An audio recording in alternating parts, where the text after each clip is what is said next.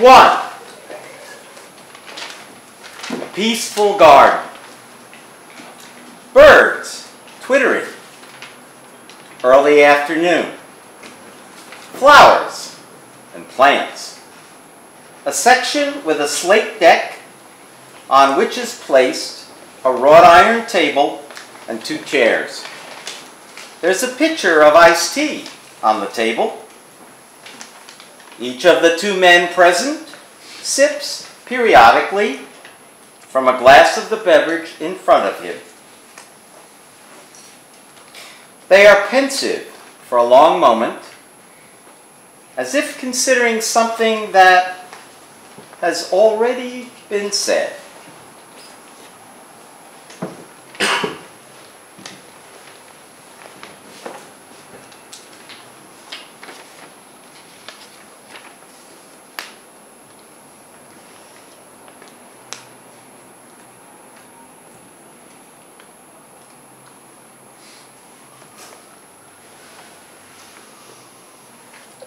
There can be no doubt about it. There's no other way to say it. Trains were romantic. Yes. What is there to say about trains? There's a lot to be said about trains. Iron wheels on iron tracks. Lots of smoke and steam. People sleeping in little beds that were built for leprechauns. That's not what I mean. You know that's not. Yes, I know that. I know what you mean. At least we remember. We know what it was like. Young people nowadays, they have no idea. Old people, they just forget. Ah, how quickly they forget. You're a cynical bastard. You're living in the past. At least there was a life in the past.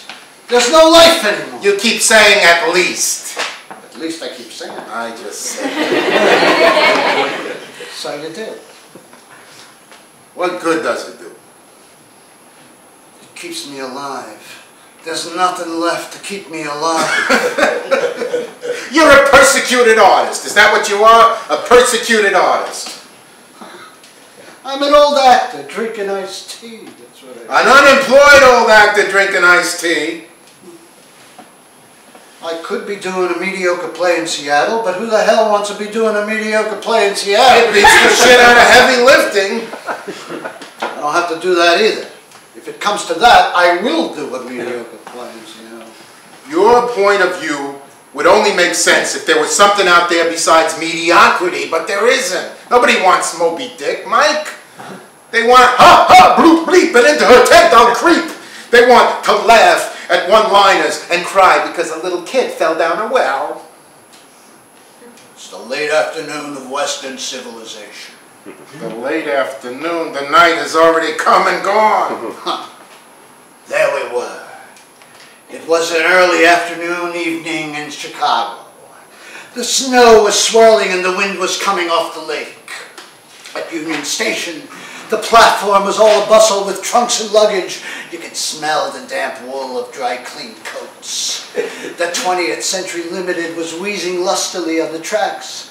Mildred and I got on board. We all took our seats. All aboard! After a while, the train moved off into the darkness of winter. Mildred and I made our way to the dining car. We sipped our martinis, we ate prime rib. After dinner at the bar, we sipped our cognac and talked about Chaucer. Then we retired to the upper berth, and the clicking of the wheels on the track lulled us off to sleep. The 20th Century Limited? Mike, you're old, but you're not that old. And Mildred? Mildred who? Mildred Pierce? Nobody's named Mildred anymore. Well, it's a great tragedy. I always liked the name Mildred. There can be no doubt about it. There's no other way to say it. Trains were romantic. Fuck trains! What would you have in their place? Ferns and plastic and chrome and an airport that extends from one coast to the other? That's what we got. I had nothing to do with it. You had everything to do with it. Why? Because I act in inane movies? Because I don't act in plays that nobody will come to see? This is corporate America, Mike. Book publishers are owned by oil companies. Television is the great leveler. It's all white bread and mayonnaise. You do what you have to do. You do what you have to do. I would rather do nothing unless it's absolutely necessary. You should have married what's-her-name. Good old Watson. Yeah, then you'd have been able to afford your principles. At least she was rich. Oh, that Watson-name. Hey! You liked her. I mean, you wouldn't have been marrying her just for her money. What was her name? It wasn't Mildred. No. It was what's-her-name. I might have even been in love with her. I couldn't marry her in those days. Why not? She was rich. She was too rich. And I didn't have a pot to piss in. You still don't have a pot to piss in. Maybe I should have married her, but not for her money. She was a terrific girl. We got along well together. I'll bet she was good in the sack. She had some set of knockers. Knockers. Why do you have to say knockers? You can take the boy out of Brooklyn, but you can't take Brooklyn out of the boy. Please, anything but Brooklyn. You can't deny your roots! Why not? What am I, a fucking tree? That's exactly what you are! That's what we both are! Italian trees that grew from seeds cast in Brooklyn. Oh, a tree grows in Brooklyn? Yeah, who wrote that? I haven't the vaguest idea. What do you care? You don't read anymore. Of course not! I'm in step with the times! You're corrupt and vacuous. When in Rome! When you went with that other what's-her-name, you never had any intention of marrying her. You never had any intention of marrying anybody. I couldn't marry her, whatever her name was. She was the oldest of 6 children, and her brothers and sisters used to call her at all hours of the day and night for advice and sympathy. She spent more time preparing for and going to birthday parties than anything else. I told her that that was her true vocation. Birthday parties, holidays, and anniversaries. She spent all her money on presents for her brothers and sisters. The bedroom was always full of boxes, ribbons, wrapping paper. Marrying her would have been like doing a Hallmark card commercial. She was a nice girl. I don't remember if she had big knockers or They were medium size, but they were very well shaped, like teacups, upside down. You loved her, and I think you should have married her. We both use knockers as a point of reference. Why do you think that is? Well, maybe because they're neat and obvious.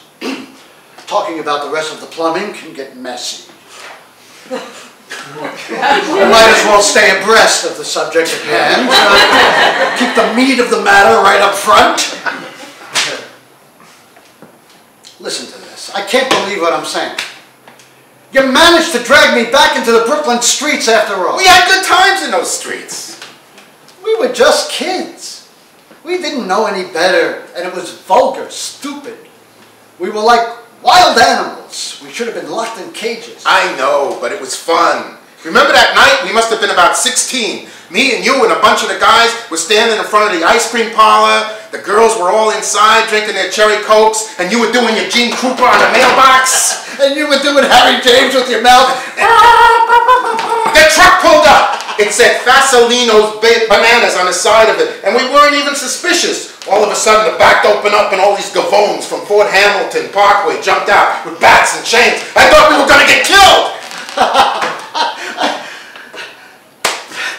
What are you, nuts? That was almost 40 years ago. I know, but it was incredible. We beat them. We kicked their asses. If it wasn't for Suds, we would have been massacred. Yeah, fucking Suds. He was an animal. I'll never forget. He picked that guy up and threw him through the drugstore window. The guy was lying in the casement with the toothpaste and the trusses and bleeding like a pig. Yeah. I wonder if he lived. I don't know. All I remember is that the cops came and our fathers had to come to the station house to get us out. Oh, God. My old man beat the shit out of me. I didn't get caught. I went inside and got Sheila, and we went over to the park for some heavy necking. Yeah, that was the thing. You never got caught. I was always the one within the ship, and you were always with Sheila. We didn't call it necking. What do we call it? Grassing. We used to call it grassing because we always did it on the grass. Did what? Nobody got laid in those days. Well, we did whatever we did, you know. You sound like a thug. I was a thug. So were you. I'm not proud of it. I'm not proud of it. What? Would you rather have been one of those rich assholes who went to private school in a jacket and tie, one of those faggy creeps with the school bags and the girlfriends named Sissy and Cookie and Samantha, those skinny little blondes with their noses in the air? You rather have been one of them? You bet your ass. You bet your ass I would rather be one of them. If I had, I might not have needed 10 years of analysis to get my values out of the gutter. I might have been married now, with grown children like most sane human beings, instead of living like a goddamn gypsy, going from one silly acting job to another. I might have had some, affectionate companionship, some safe haven from the daily madness. Don't worry, Mikey. I still love you. Yeah, that and $2 will get me on the subway where I can get mugged. What mugged? You never been mugged. Huh, lucky me, I never been mugged. Don't ask for whom the bell tolls, it tolls for thee. What is this, some kind of paranoid byproduct of an actor's anxiety? Just because you don't get some fucking part doesn't mean you're going to get mugged. Yeah.